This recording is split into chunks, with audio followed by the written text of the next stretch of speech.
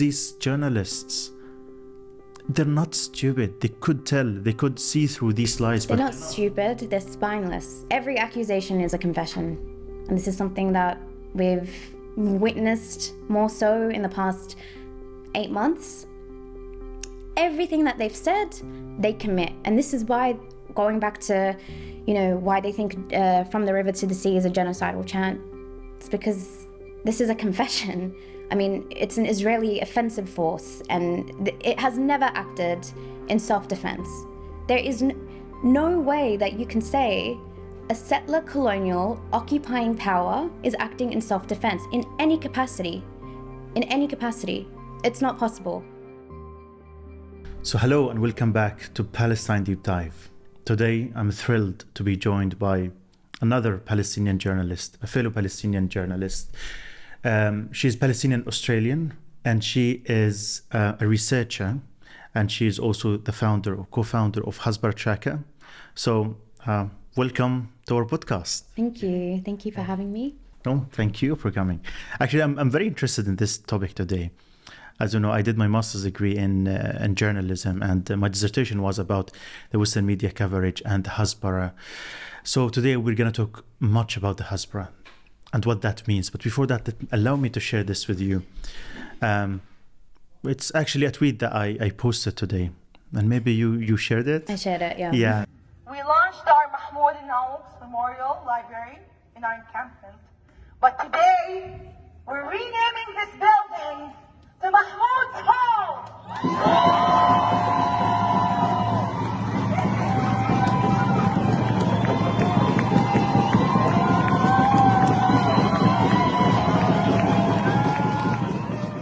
So it was about this video I shared. It made my day today. I woke up to watch it, and it made my day. It made me cry for the first time in many months, actually. And it was of so many Australian students who were protesting at Melbourne University, and then they renamed a hall or a building at the university after my brother Mahmoud.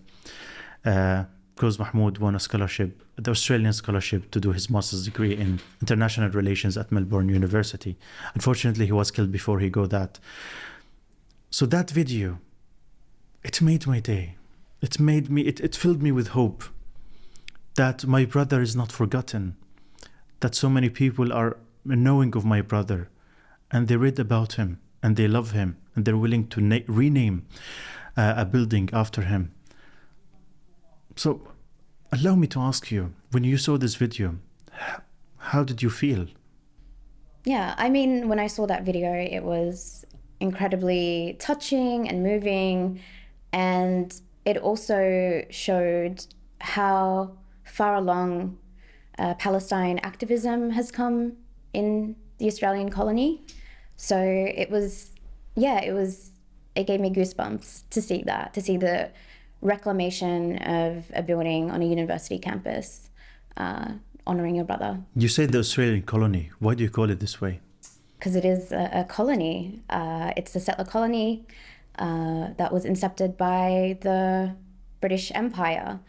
And the Australian colony subjugates and has subjugated Indigenous people. And so there are many parallels between the situation in Palestine and the situation in Australia. Do you call Israel as another British colony in Palestine? Yeah, I don't even like to say the word Israel because it lends it, legitimacy, and it's the name that they use. I say Israeli state, the Israeli colony, the Zionist entity, or settler colonial project. I think the language that we use is incredibly important, and I try to be as conscious of that as possible, even when speaking about Australia or the Australian colony, for example. Tell me more about the pro-Palestine movement in Australia. How is it going? Is it big? Because today the video that I saw, it was like hundreds of students were there.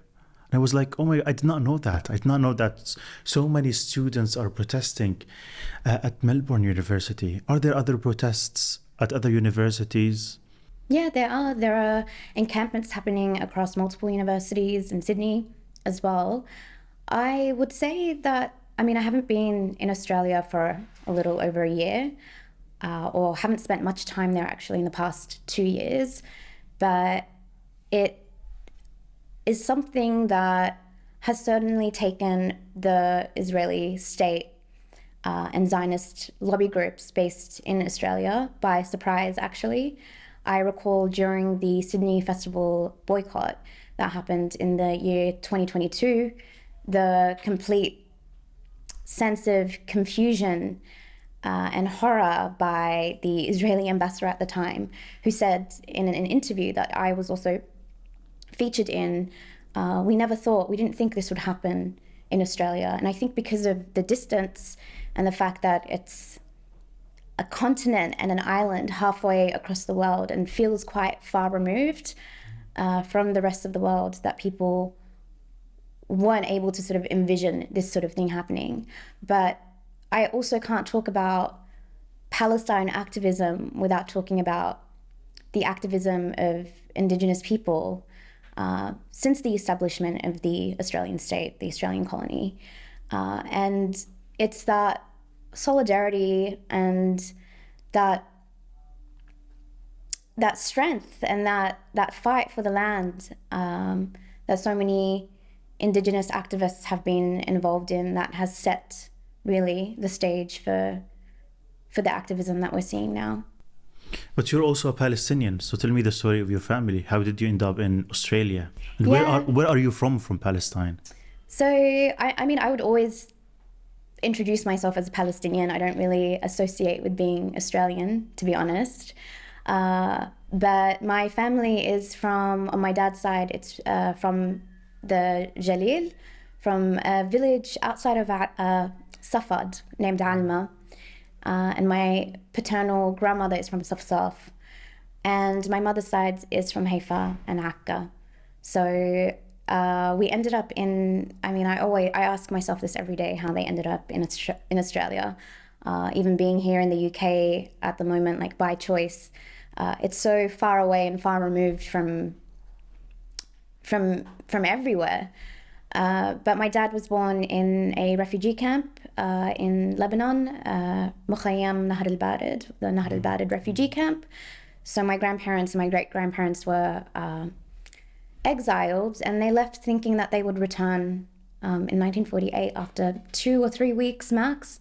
And it's been 76 years, and we still have family in the refugee camps. And my mother was born in the Emirates, and they were stateless. And then they were kicked out of the Emirates during the sort of great purge of Palestinians. What is that? What is the Great Purge of The Palestinians? Great Purge, I mean, because the PLO at the time had allied itself with Saddam Hussein. And so there was a collective punishment of sorts. So to take a stance, they displaced all the Palestinians that were living there. And you have been living in the UK for a year now? Yeah, a little over a year. But you also served as you worked as a journalist in Australia, and then you moved to the UK and you worked in the UK. So can you tell us about how do you compare life in Australia to your life here in the UK in terms of being vocal and vocal about Palestine? Yeah, I mean, that's a really interesting question, because I think wherever I am, I'm always going to be vocal on Palestine. The difference between Australia and the UK, I would say, is the Australian media industry, or the media class and the political class is very small. It's very tiny. It's an echo chamber, extremely Zionist and right-wing. Even the self-proclaimed sort of liberals of Australian media or in Australian politics are not, which you'll find anywhere. I think growing up in Australia, I always felt a sense of unease, to be honest, and it's something I wasn't able to articulate until much later. I think it's just the pure fact of being a settler there, being a settler migrant. Even though my parents are refugees, this land is not ours, and we are benefiting off of the complete erasure of Indigenous people and the many different Indigenous countries within the Australian colony. And it just never really sat right with me as a Palestinian.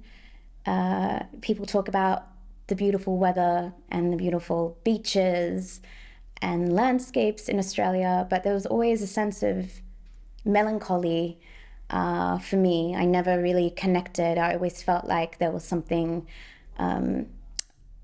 off, and there was a spiritual sort of rot there. Being in the UK, I mean, it is the heart of the British Empire, of course. We're in the metropole, we're in the belly of the beast, but at least it's where it should be. And so I feel a lot more comfortable being in the UK. And I think the UK, in terms of organising and sort of the politics of many groups and communities and collectives, is years, perhaps even decades ahead of that in Australia. And I think it's because there are such large, well-organised and established communities here. How have you and your family been coping since the 7th of October for the past 7 months? I know you don't have links to Gaza. You or your family did not come from Gaza, but Gaza is at the heart of the Palestinian cause right now. So how has it affected you and your family?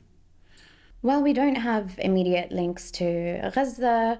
I mean, my brother-in-law has relatives in Gaza that were unfortunately martyred during the first month of the genocide. I mean, it's affected us in the way it's affected many Palestinians. I would say there's a sense of just overwhelming hopelessness, but hope at the same time, and a sense of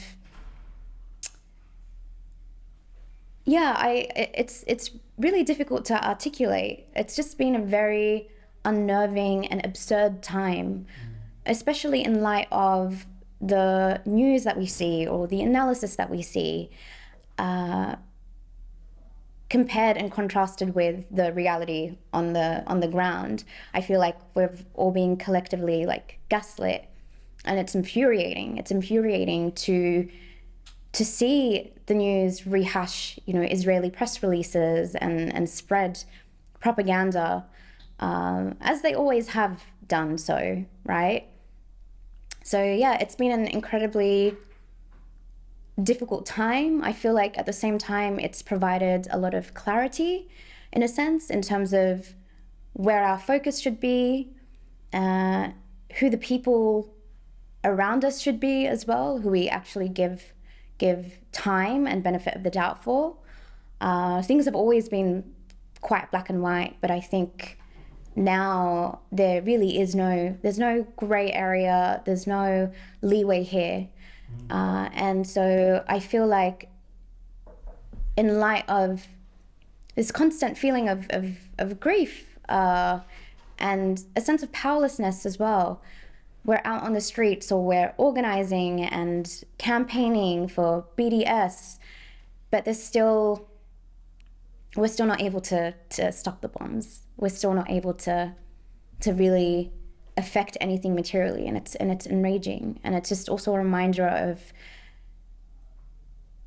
the ongoing, ethnic cleansing. 76 years of this. There are so many things we have been unable to stop, even if the world is with us, or the people of the world are with us.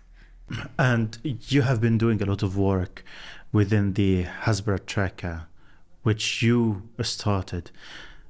We will talk a bit about this organization, this platform that you started. But first, allow me to ask you, what is Hasbara? And where did this term come from? Where did it originate from? So the term Hasbara is a Hebrew word, and it roughly translates to explaining or to explain or explanation. But the word itself is also quite euphemistic and is hospitalist in a way, because what it stands for, the meaning that it actually encompasses, is propaganda and public diplomacy and very much central to the Israeli state and how it imagines itself, or how it wants to be imagined. So the term Hasbara was first really coined in 1912 by one of the early Zionist pioneers or activists. His name's Nahum Sokolau, and he later became the president of the World Zionist Congress. And it's just a way to, again, make this intense propaganda seem quite benign, that these are just explanations, these are just clarifications of why the Israeli state needs to exist, why there needs to be a Jewish state. So the term was also coined, obviously, before the inception of the Israeli state. So they were paving the way to sell, really, the idea of a Jewish nation state at the expense of Palestinians in Palestine. And so how were they to do that? To use, I mean, many of the tropes that we hear about Palestine being a land without people, for a people without a land, a desert that needs to bloom. So that's what Hasbara has always meant, and it manifests itself in many different ways. But it's become, as of the last few decades, a policy driven by the Israeli state. By the Israeli state, do they have other institutions internally or externally that help disseminate this Hasbara and false information and misinformation around Israel and whatever they're doing? Yeah, so they have a Hasbara department within the Ministry of Foreign Affairs and digital diplomacy department as well. So, I mean, in essence, I would say that any sort of communication that comes from the Israeli state is Hasbara, but they do have very strategic ways of ensuring this Hasbara is disseminated, be that through press releases, be that through the relationships that they build with editors or journalists in newsrooms, be that the propaganda tours or the junkets that they hold, or just their presence on social media, or using people and students as well, like Zionist students who've been hired to also disseminate Hasbara online and respond to people and debate and to distract as well. So it's a well-oiled machine. It's a global concerted effort to ensure that the Israeli narrative thrives and survives, and also to ensure that, you know, the international view of Israel, of the Israeli state, remains a sympathetic one. What institutions are complicit in disseminating the Israeli Hasbara today? Do you have some names? I mean, so many. I would start with most media outlets, to be honest. It's a symbiotic relationship between the Israeli state and these media outlets. The middlemen tend to be Zionist lobby groups. For example, some of the larger ones that come to mind are, of course, Stand With Us, the Israel Project, which does a lot of work in American campuses as well, targeting students. And I mean, many different Zionist organizations all around the world, the embassies as well, act as a way to be that middleman, which I've viewed firsthand, or I've experienced firsthand as a journalist working in newsrooms. And they also, it's not just the media. I mean, it's within the private sector or within different arts institutions, cultural institutions. Anything really can be co-opted. Other social causes can be co-opted. Hasbara is everywhere. That sounds scary. It is very scary. I mean... Are you scared of it, though? No, I think they're pathetic. I mean, it's absolutely pathetic. It's a joke. It's a joke. It's always been a joke. I mean, Israeli propaganda is... You know, people say that Israeli propaganda now is like so much worse. I'm like, it's always been this bad. But allow me to disagree with you. It's not a joke, because I believe that the Hasbara has been doing an important work in enabling the genocide that we see today. Because without this like mainstream misinformation coverage and the Hasbara and all of this work that they have been doing since the 7th of October, I don't think Israel would have been able to commit as many massacres as they could to destroy Gaza. Like, you know, That's they have been correct. successful. But in the same vein, let's say now we're watching Hasbara being completely dismantled, right? There's been a seismic shift in opinion, and the Israeli state doesn't have the international sympathy that it always aims to garner. Have the massacres stopped? This is about the material interest of the US in the Middle East and in Palestine. For them, it's a bonus to have people look upon the Israeli state as this liberal democracy, as this beacon of civilization.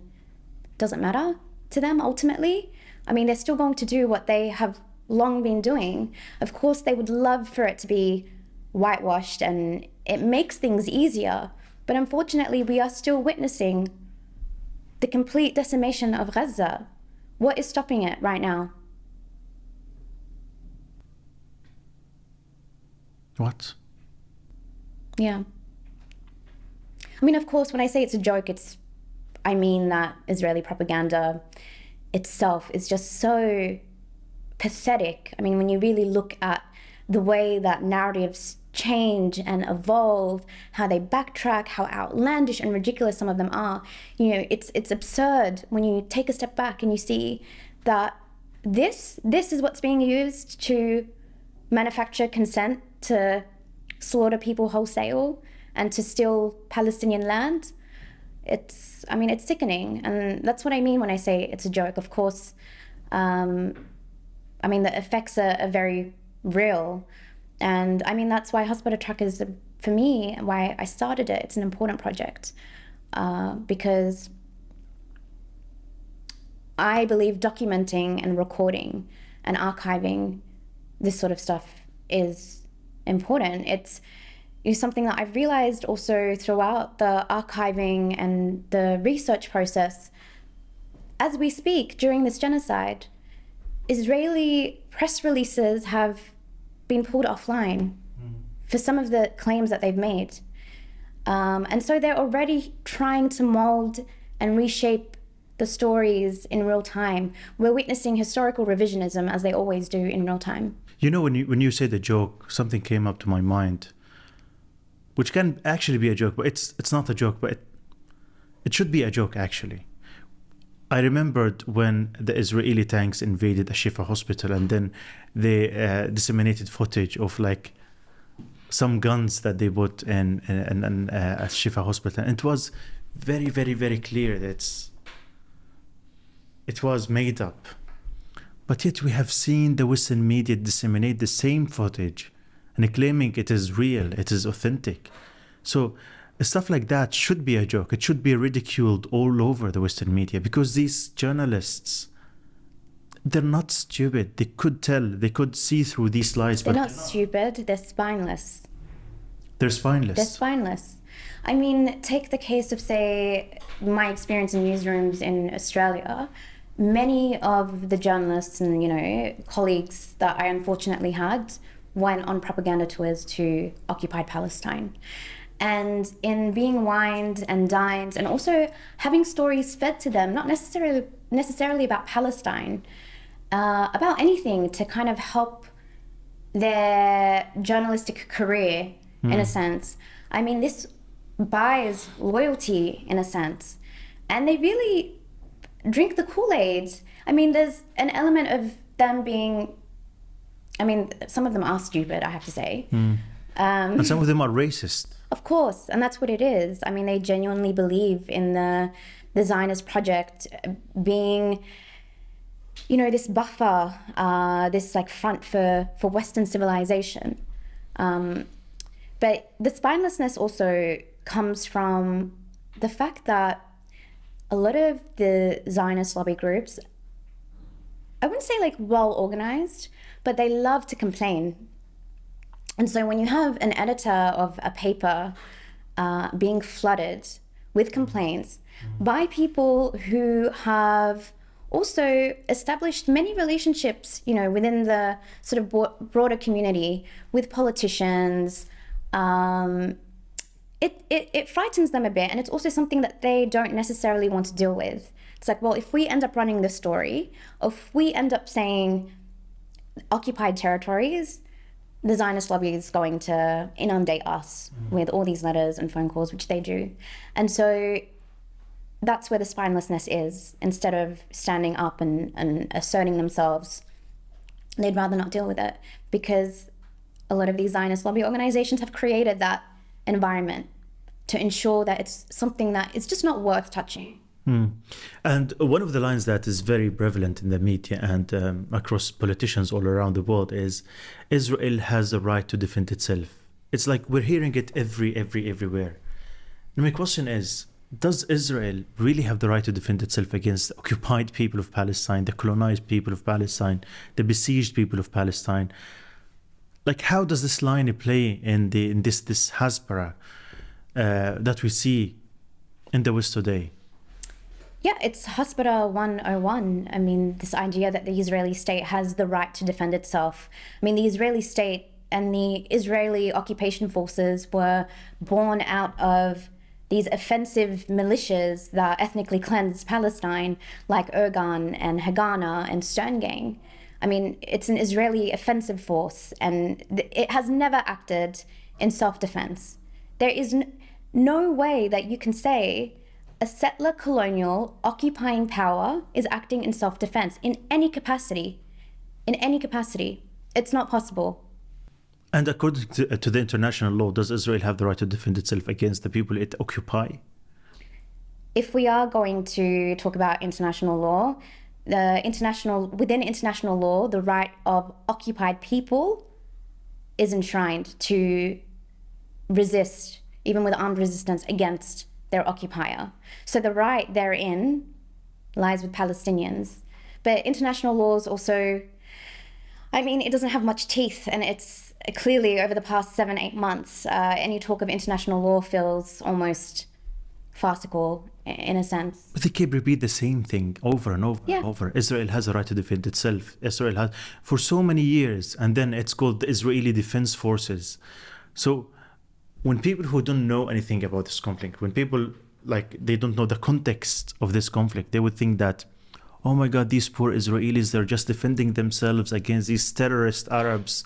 But they don't know that this Israeli army is the army that is committing genocide.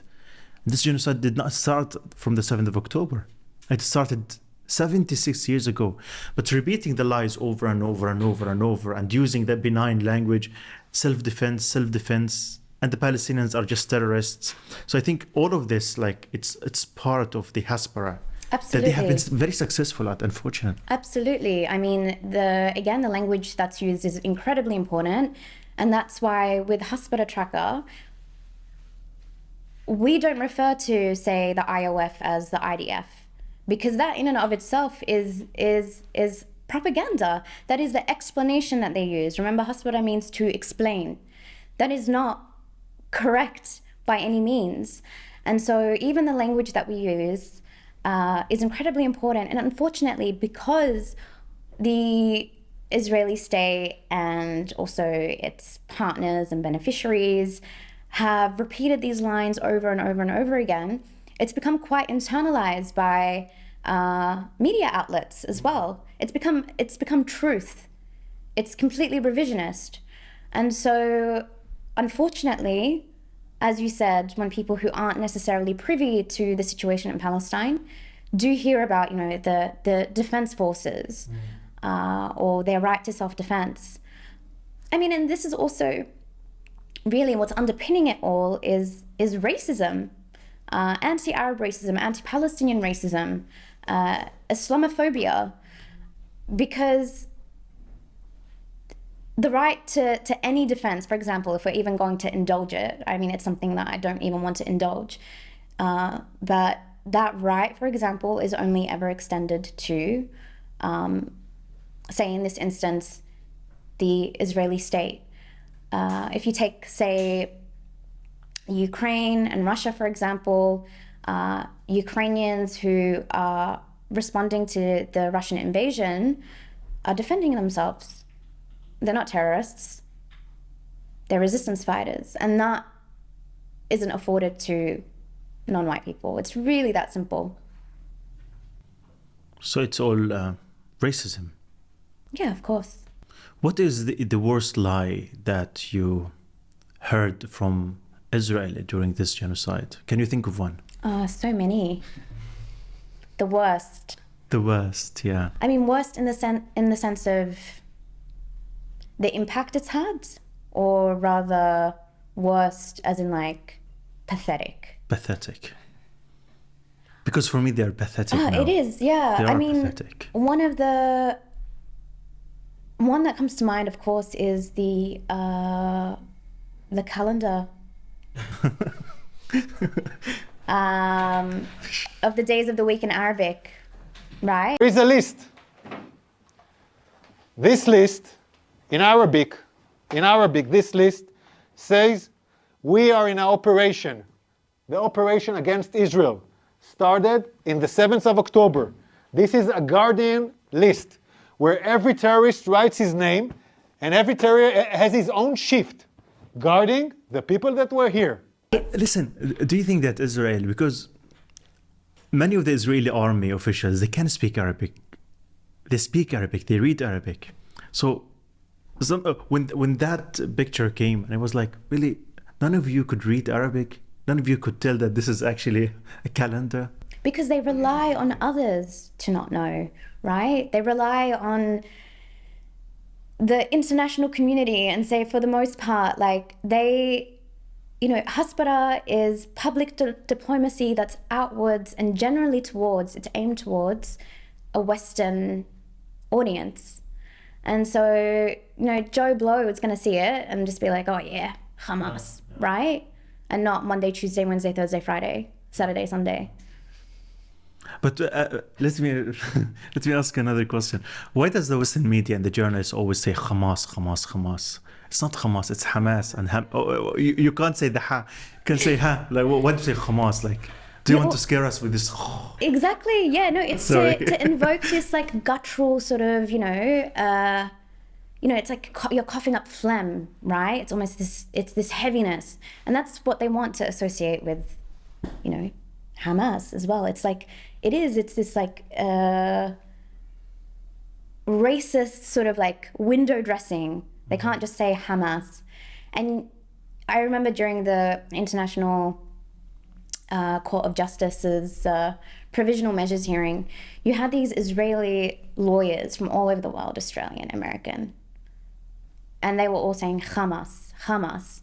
I mean, it's become, I think, one of those things that it's strange, but it's just kind of invoke a sort of fear in others, and it sounds very Arabic, right? The kh, it's guttural, even though in Hebrew they have those sounds. But what's the most ridiculous lie you've ever heard from the Israeli Hasbara, the Israeli media, and their accomplices?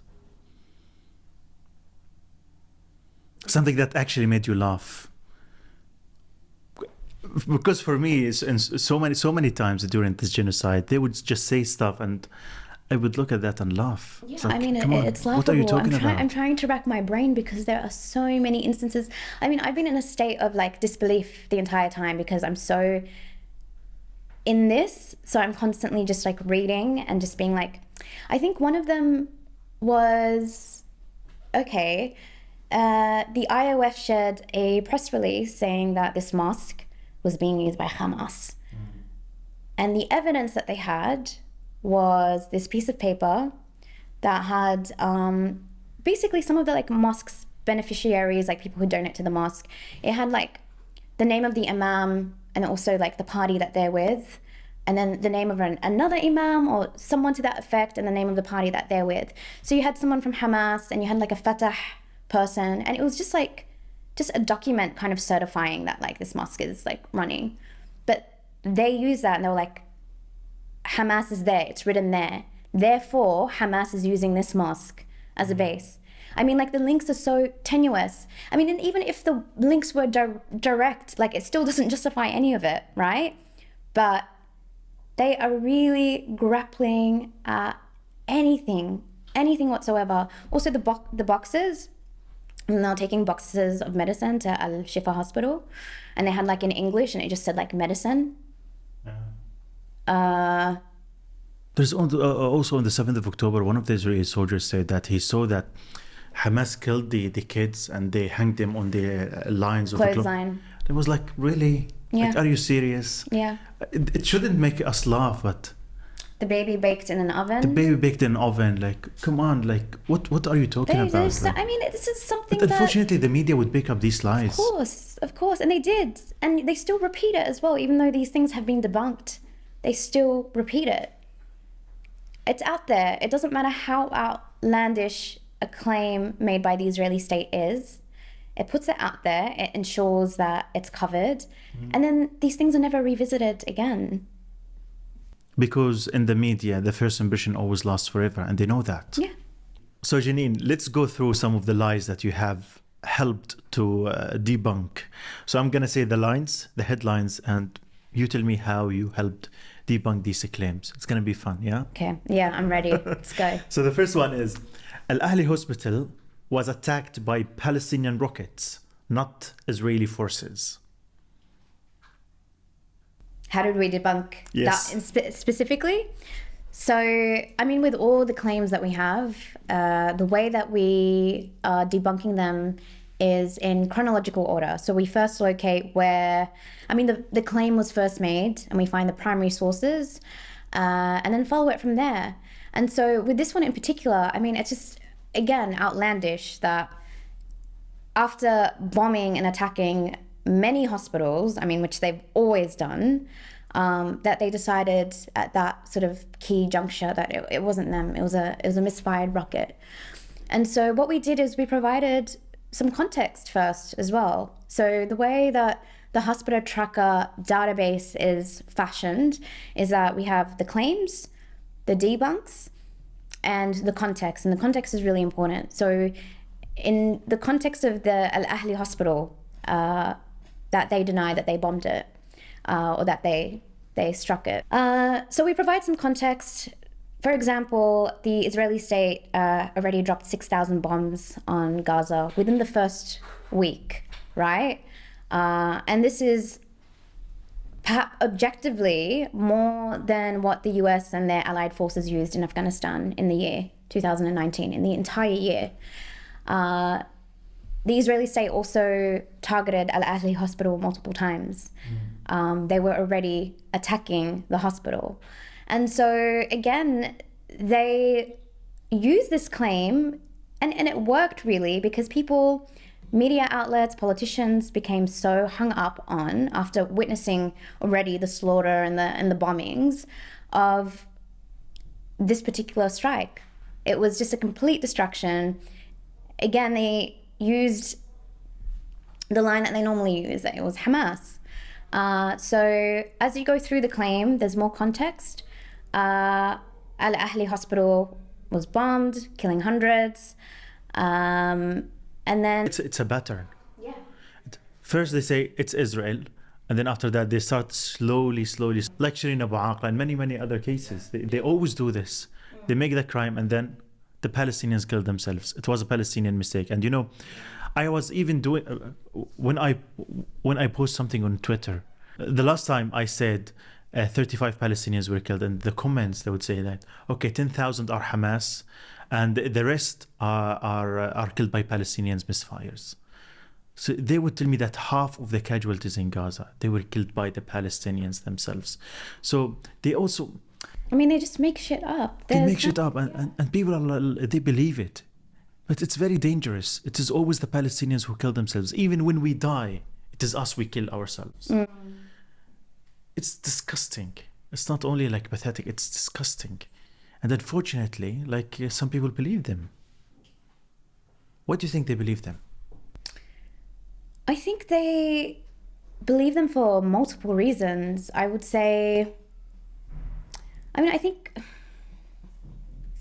I just want to say they're fucking idiots, to be honest. That's really what I want to say. No, I don't think they're idiots. It's like when you are misinforming the public for 76 years, saying them lies over lies and lies and lies again, and then you portray the Arabs and the Muslims and the Palestinians as terrorists, not only by the media but also by Hollywood. Have you watched the movies about the Arabs? Yeah. We live in the desert. We have camels, and then it's fear-based. and we are anti-feminist and we hate women and we subjugate women and women don't have right, and the Arabs with long beards and Islamists, and they always use like Islamists in a very negative way. So they have been portraying the Arabs and the Muslims in a very negative way for so many years. So after 76 years, when you post a lie about this, when you lie about us, it's easier to believe. Yeah, it's plausible, to think that these are what Palestinians are like. These are what Arabs are like. And I mean, in the case of Hollywood, you have, what's his face? You know, Adam Sandler, for example, who, without fail in so many of his films, like Don't Mess with the Zohan, which is straight up, you know, just propaganda. Even when it's like trying to be humorous, they find a way to demonize and dehumanize Palestinians. And it's not funny. It's not, oh my God. I remember I was in hospital at the time, and so the TV was on, and I caught like the first few minutes. I didn't realize what it was. It was Don't Mess with the Zohan. I watched it. I called the nurse. I'm like, I need more painkillers. Did you watch Fawda as well? Like, no, I refuse to. It's terrible. I refuse to. It's terrible. Like they portray the Israeli soldiers as like superheroes. Yeah. And the Palestinians, they can just go into like Palestinian bases and shoot and kill like tens of Palestinian armed fighters, just like that, and they're like superheroes. You know, the Israelis are superheroes. They don't see they're the us most as human. humane, and the Palestinians are just like dispensable. You know.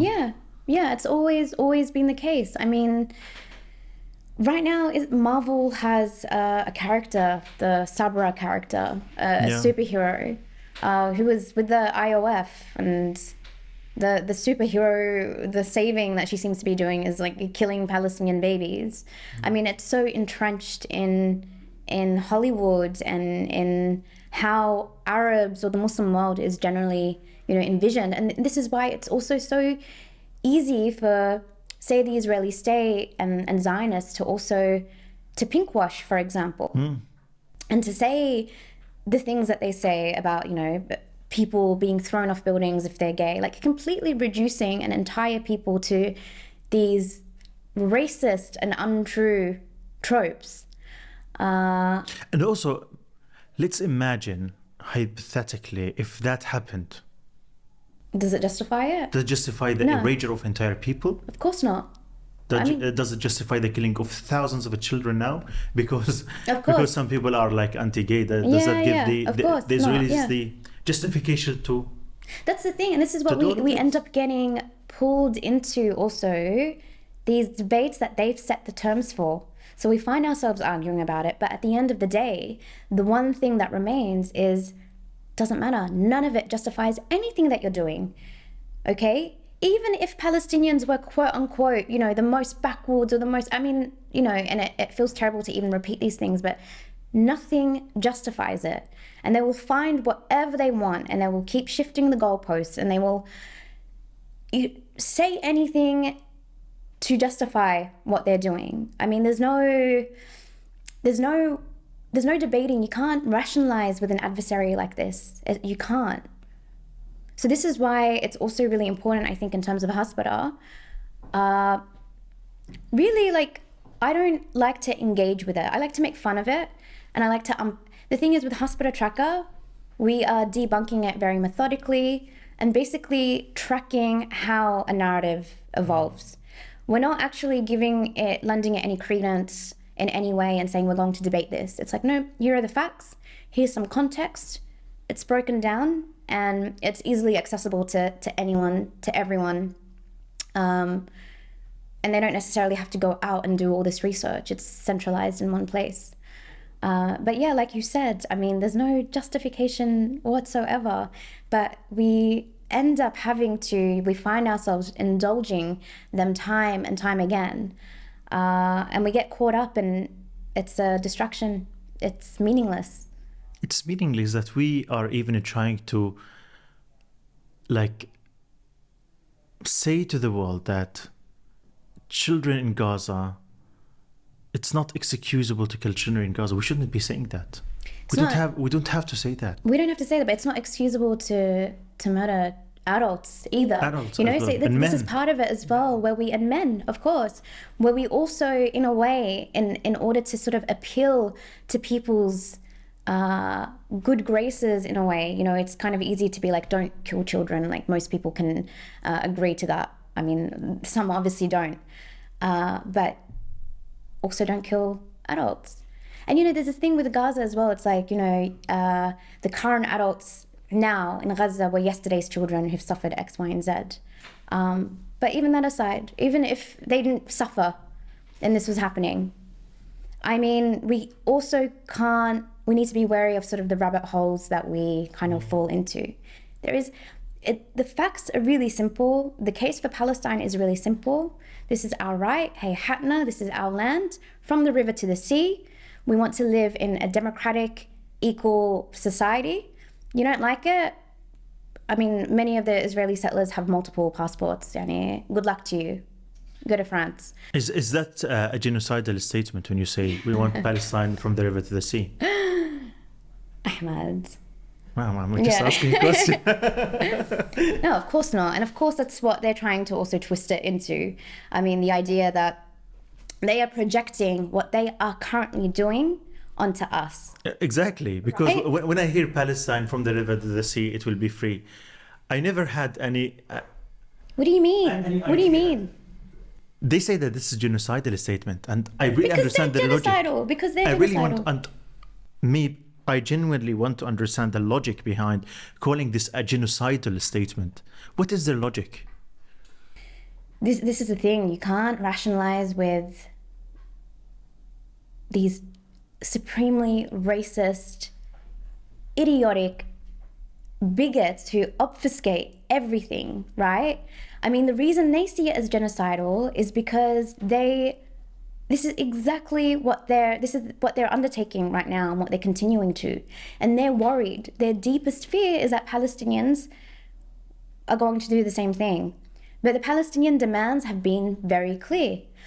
No occupation, no apartheid, right of return, and we live together. If you don't like that, I mean, like when apartheid ended in South Africa, a lot of white South Africans, you know, left because the idea of equality was just too, you know, gross for them. Okay, goodbye. Is the idea of equality so threatening?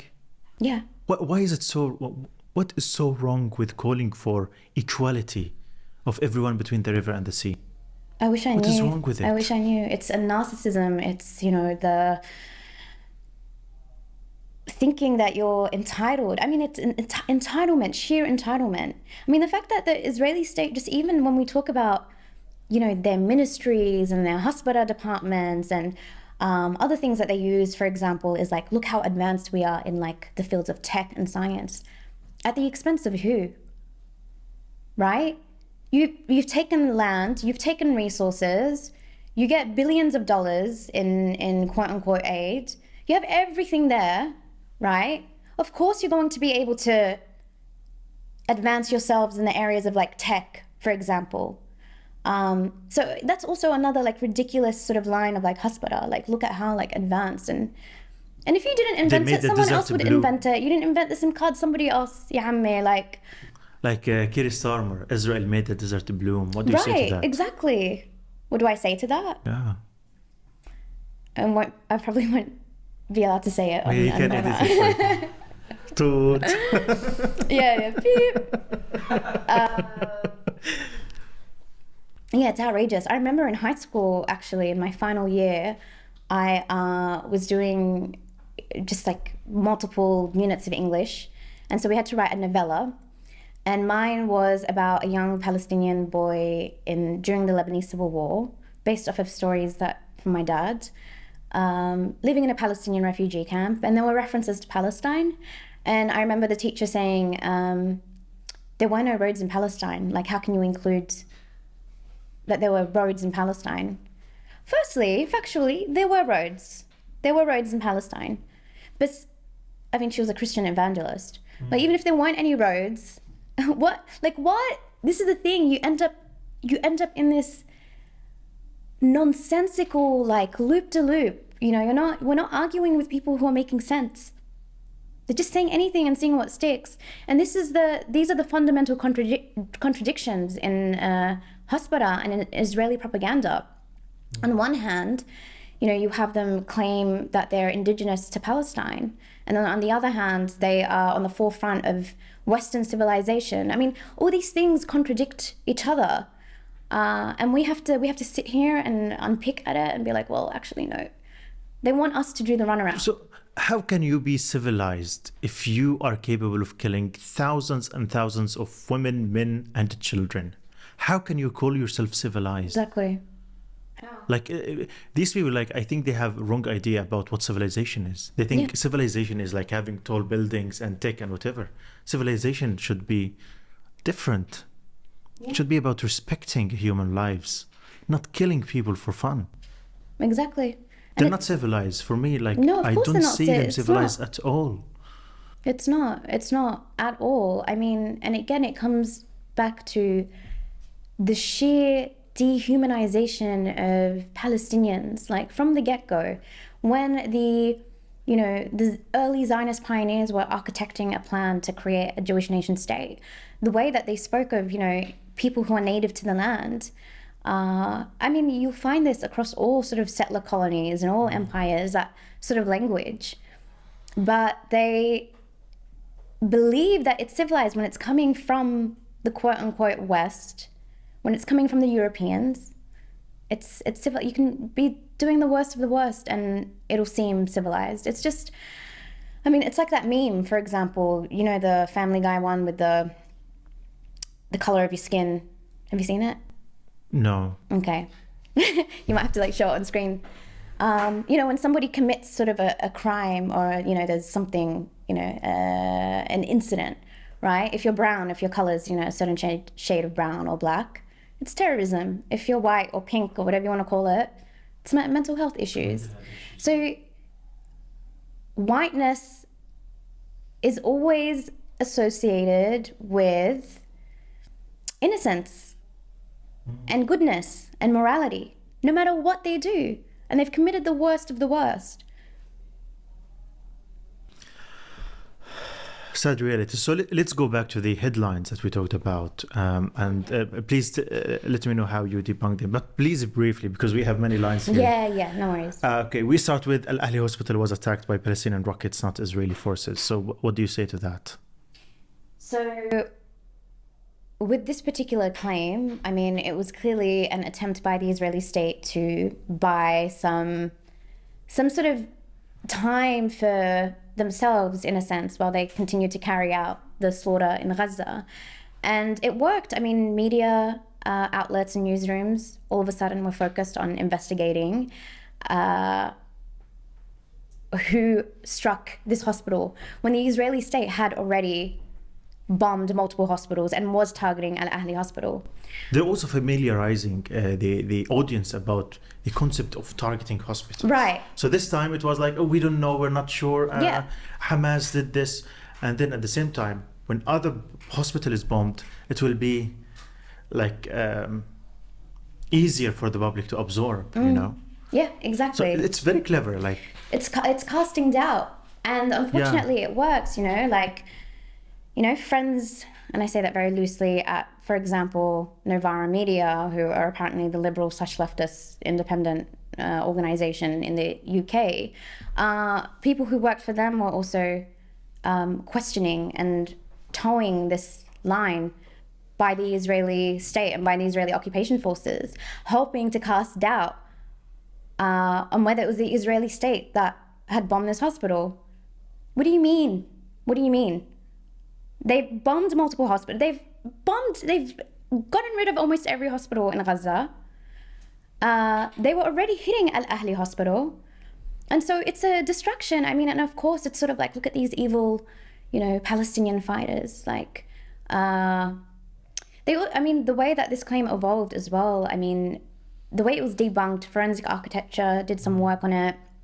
And so if you look at the claim on the website, it breaks it down, providing context, providing the sub-claims within the claim, as well as like the debunks and everything that's sort of dubious. So they were lying about like it came from a cemetery, right? But when you measure the speed and the time it took and like the angle it was at, it didn't come from the cemetery that they were saying. So they were just improvising as they went and saying anything. But this is why the media is complicit. They just run with it. Like they've run with 40 beheaded babies. Let's talk more about the 40 beheaded babies. How did you debunk that? Man, I mean, basically, I think the key to a lot of debunking Israeli Hasbara is to track how the narrative changes. And it changes and it changes and it changes and it continues to evolve, and they backtrack and then they add something else. They, add other little tidbits, like babies hung on clotheslines, for example. And so as you see that information sort of like come to light, more information, comes out. So for example, the Israeli Foreign Affairs Ministry ran like an ad on YouTube, like aimed at like young children. It was a cartoon ad about 40 murdered babies. The CNN, for example, Israeli settler first responders were the first to actually spread this, and they were giving interviews. And so you see how it evolves with US President Biden claiming he saw the pictures, but then comes a clarification from the White House. Biden didn't see the pictures. Then from But CNN, the damage has been done already, right? Exactly. And then the CNN retracted it, but the damage has been done. That's it. It's out there. Hamas are baby murderers. Palestinians are baby murderers. And then that hospital also ties into the general hospital of how Palestinians, Palestinians teach their children to hate, and Palestinians use children as human shields. So all these like threads are linked to each other, because they're ultimately showing here like Palestinians don't care about, like they've beheaded these babies. And they were also using in particular this idea of like the action of a beheaded baby as well, to draw that comparison to, Daesh and ISIS. And so you saw Hamas equals like ISIS. The Palestinians that chose Hamas, they elected Hamas, then Hamas, Exactly. then the Palestinians are all Hamas, then we are all ISIS, then we all deserve to die. That's it. And if Palestinians elected Hamas, and if like they will, there's a response to everything. But at the end of the day, they're just trying to move us further and further away from dealing with what's actually happening, right? Well, you voted this person in, or they call them martyrs, or they support Hamas. So we deserve to die. Oh, what's your point? What is your point? Yeah. And the thing is, it's like also Hamas is using the Palestinians as a human shields. What do you say to that? There's Because every time I hear that someone is using someone as a human shield, I would imagine in my mind that a militant is holding a civilian and he's putting a gun to his head. This is the image I have. Which is what the IOF does.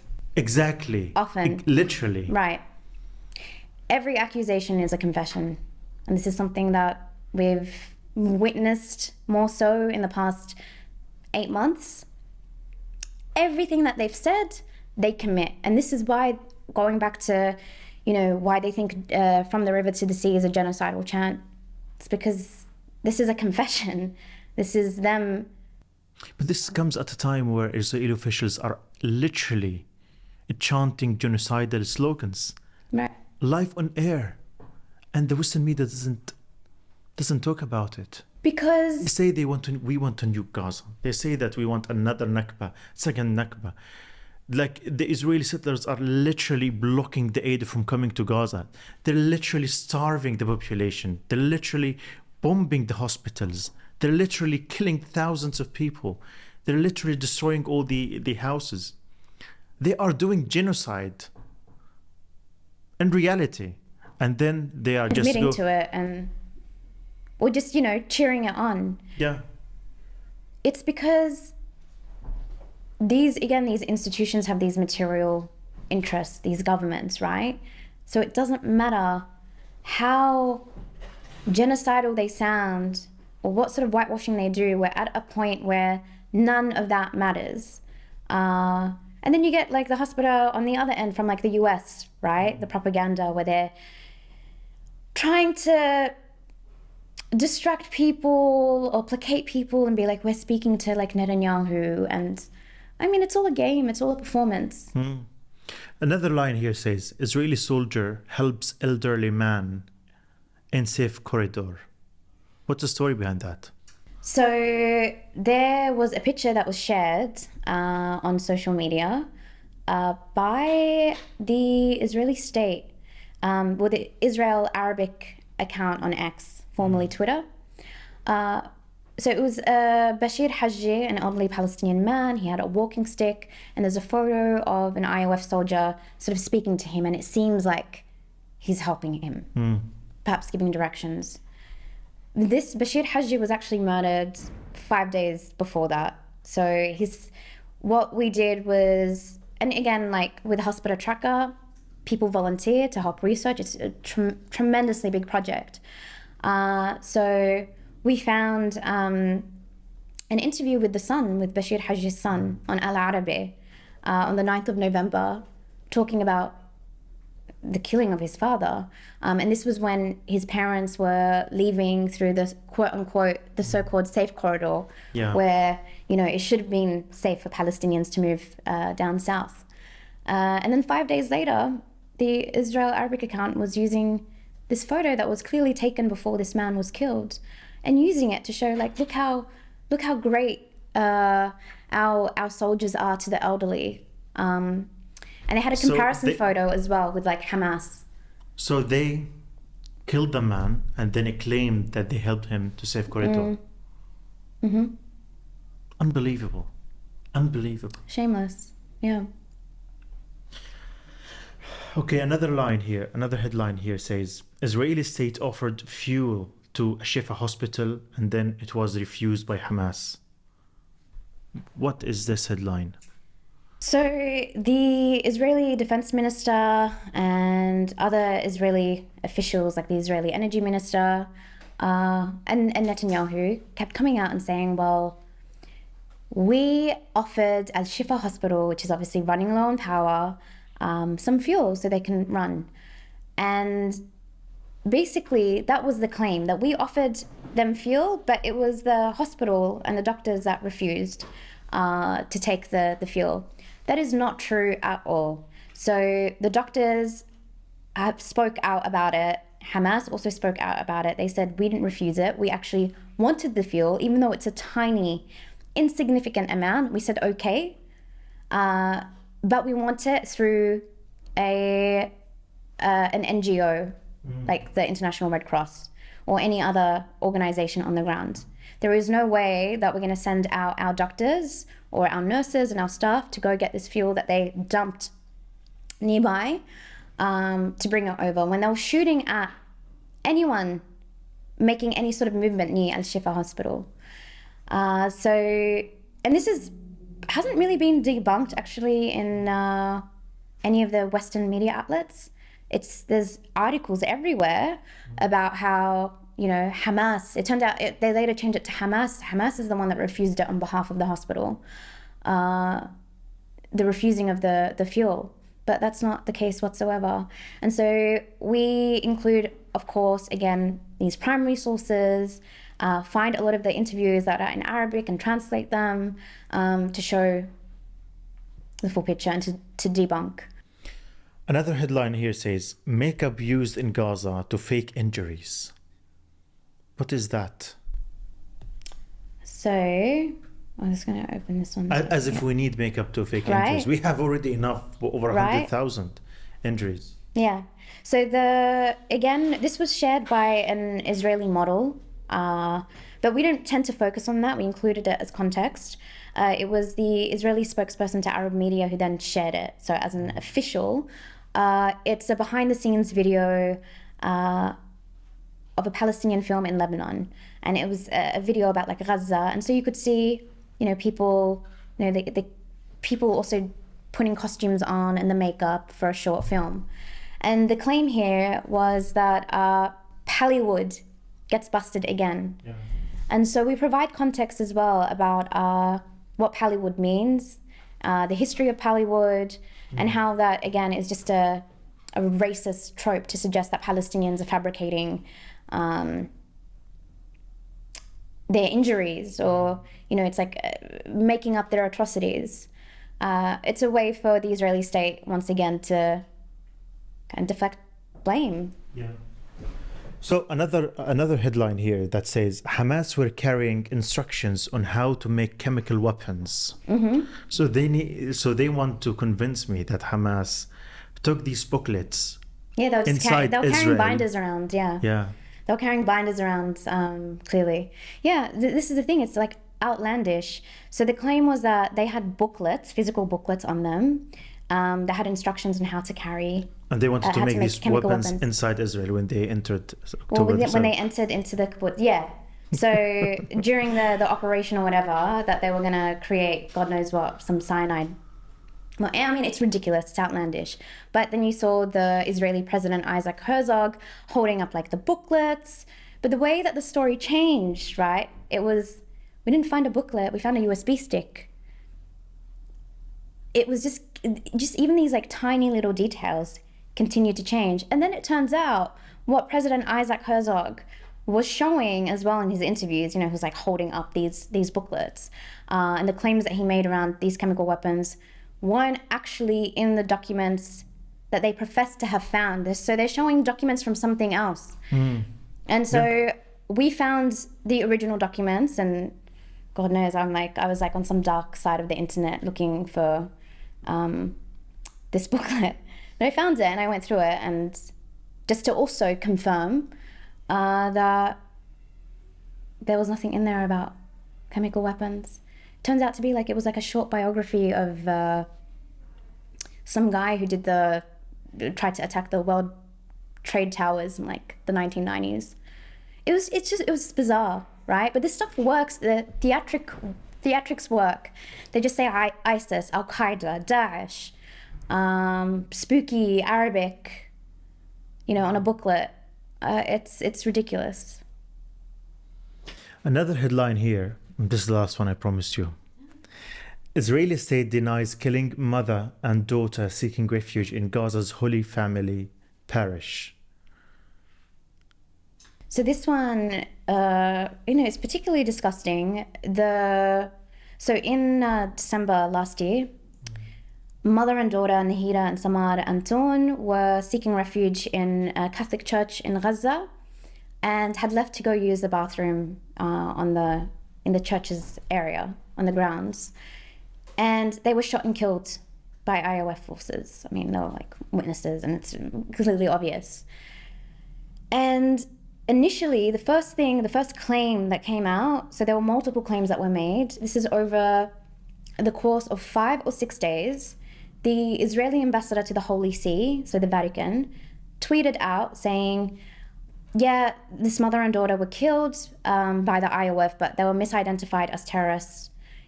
War happens. It's war. It's a tragic mistake. So he put that out there. That's his story. Shortly after that, another Israeli official, said that the IOF wasn't there, as they've got nothing to do with it. They were not there. They were not shooting at anyone. Then the next day, the story changes. Okay, the IOF, the Israeli soldiers, were there, but they were shooting at Hamas spotters. Actually, no, before that, they blamed Hamas, of course. They were like, it was Hamas. Hamas killed them. Of course. So they weren't there, and then it was Hamas that killed them. No, let's say it. See, this is what they do. The first part is they shot and killed them. It was a mistake. Then we weren't there, we didn't kill them. Then it was Hamas. And then it was like, yeah, we were there and shooting, but we were shooting at Hamas spotters. But it wasn't us. And we've independently investigated ourselves, and it doesn't stack up. We didn't shoot them. Don't know what happened. And then they returned back to Hamas. Do you think they intentionally killed them? Yeah, of course. Why do you think they would kill a mother and a child? Why have they been killing anyone? Why have they killed over 40,000 Palestinians in Gaza? Why have they shot and killed Palestinians across all of Palestine, in the West Bank? I know why. Because they want to ethnically cleanse Gaza. They want everyone to leave Gaza. Of course. And they mean to target churches and hospitals and Christians in order to send a message to the people in Gaza that no one is safe and everyone is in danger and everyone can and will die. Mm-hmm. They came out. This is why. They came out and said that we don't target like holy places of worship.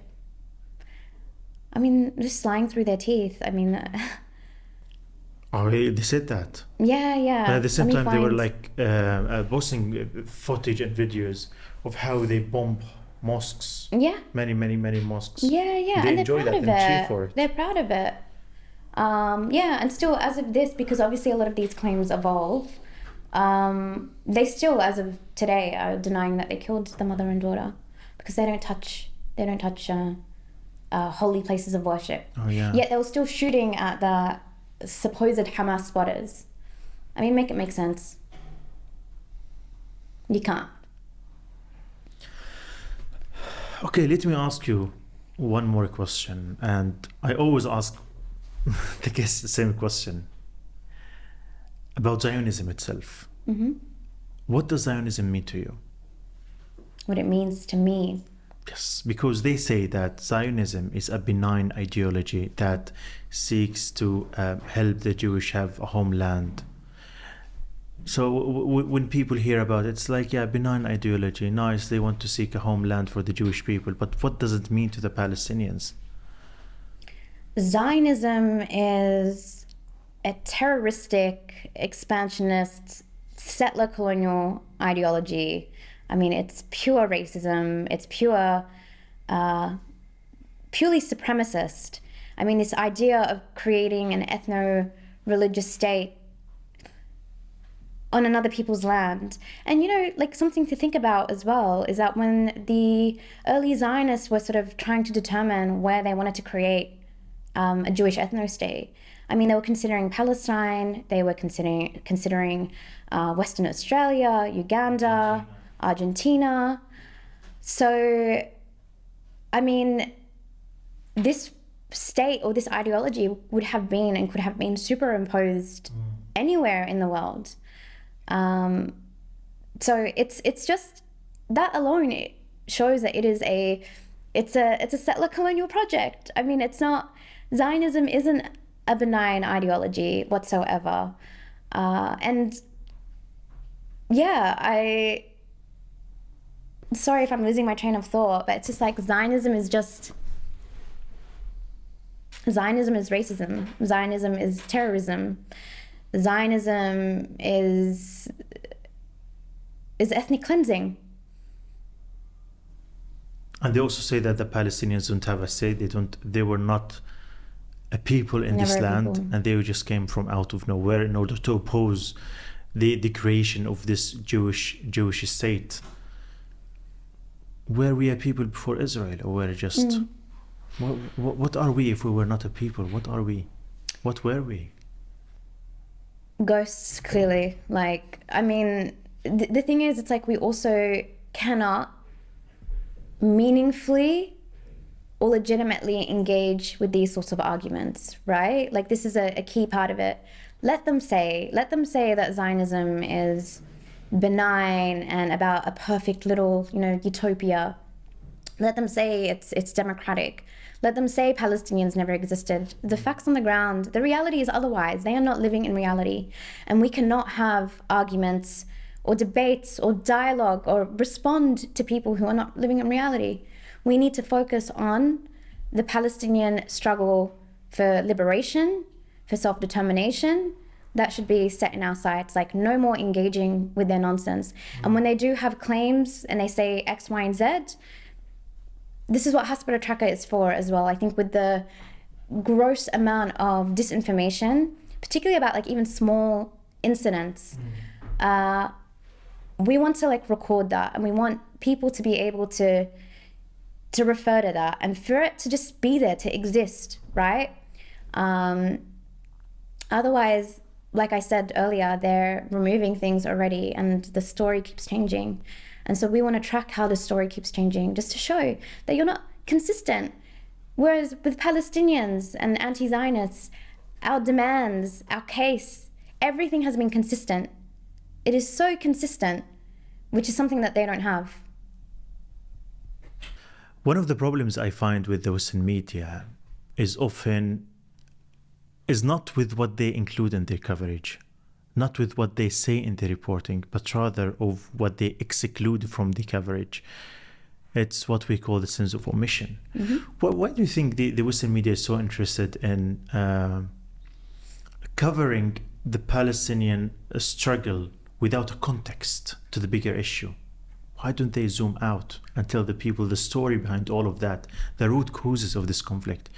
They often start with, now it all starts from the 7th of October, as the 7th of October is the instigator of all of this conflict and struggle and fighting. They don't talk about the root causes of the problem. They don't talk about the Nakba. Have you ever heard the word Nakba in the Western media? No. They don't talk about the military occupation. 58 years of military occupation, the longest military occupation in modern history, maybe.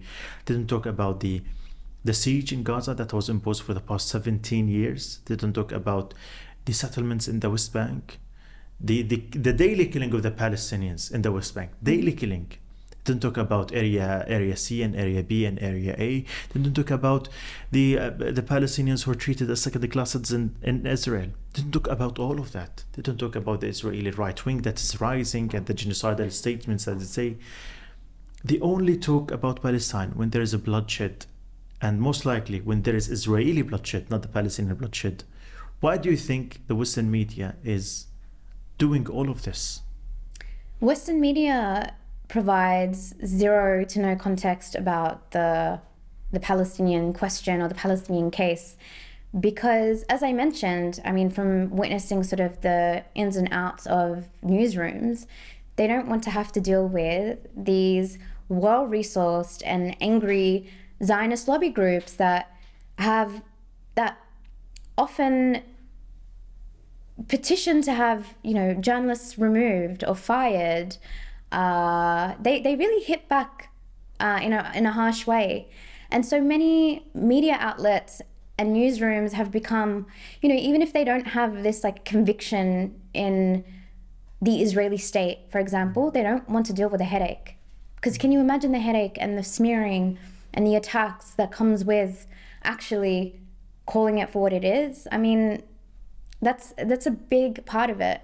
And that's why I think it's really important for anti-Zionists as well to hit back these media outlets as well, make it difficult for them to be reporting Israeli propaganda without any context, without any, contribution from Palestinians or any.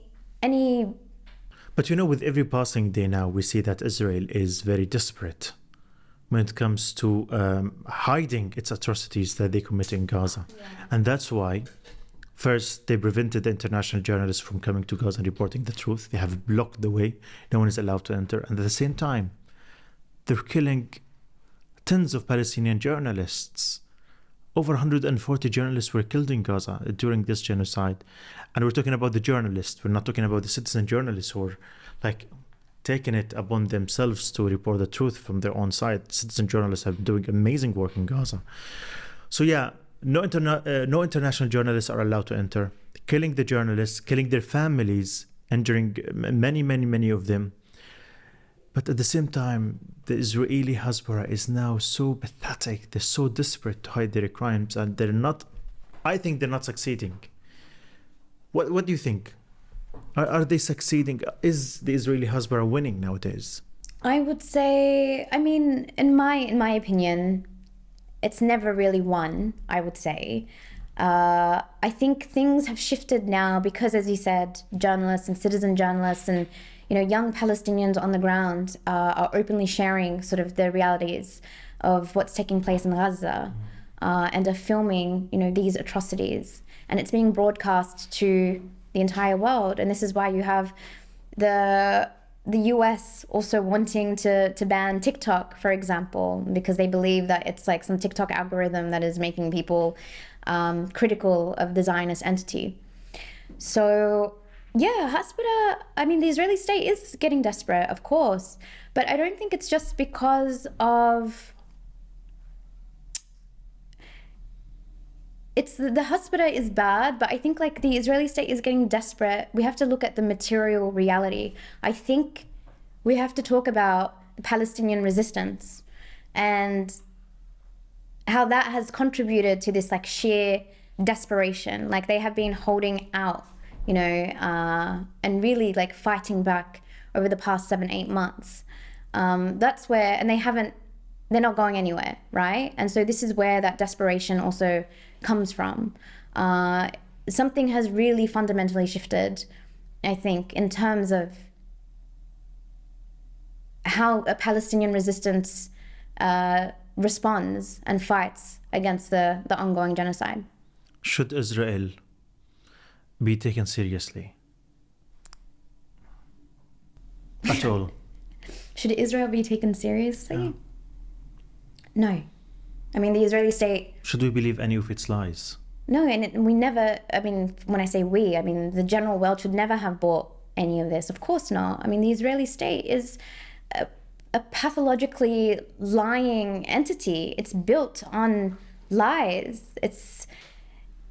Everything about it is a fantasy. It's these mythologies of it being a liberal, democratic state. How can you be a democracy and be a Jewish ethno-state with apartheid policies? How have you created Bantustans and there's a military occupation and you can't even walk down the road, you know, in the West Bank without seeing God knows how many weaselly 18-year-old IOF soldiers? Like, it's a complete joke. So no one should ever believe what the Israeli state has to say. And clearly everything that we've witnessed now, and I say this to people who perhaps otherwise weren't aware, because if you've been aware, then, like, if you know, you know. But there's no coming back from this.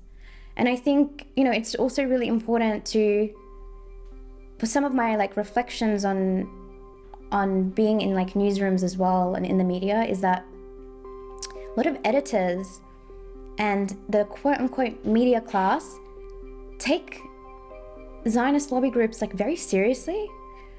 It's really weird. It's like, how are you taking these people seriously?